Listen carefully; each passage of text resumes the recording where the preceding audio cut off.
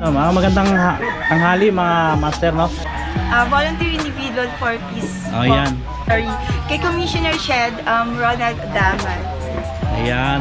So, pwede mo silang i-invite, madam? Iimbitahan ko po kayong manood ng The Blind Soldiers this coming September 15 kay Sir Commissioner Shed, Ronald Damat. Tapos yung Volunteer Individual for Peace po, yung mga riders po, katuwang po namin dito. Ayan. Ito po yung UCB riders. Tapos, eto. Ayan, ang team yung support. Yung aming team support. Ayan. Thank you, madam, sa suporta rin sa amin, ano, sa team support at sa mga iba pang mga charity event, madam.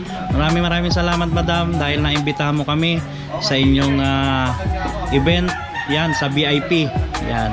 This coming showing yung ating mga master, ano, itong The Blind Soldier this coming September 15, 2023.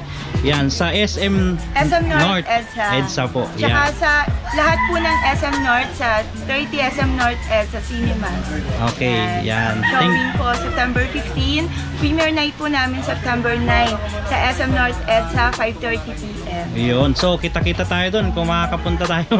Kita-kita tayo doon, mga master, no? Yun. Ayun. At saka may motor kit po kami sa September 10. Ayan, kasama po namin yung mga sila team support. Team yan. Support. Thank you, madam, sa suporta sa amin.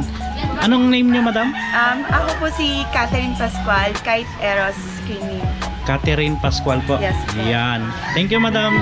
Thank you sa interview din po. Salamat.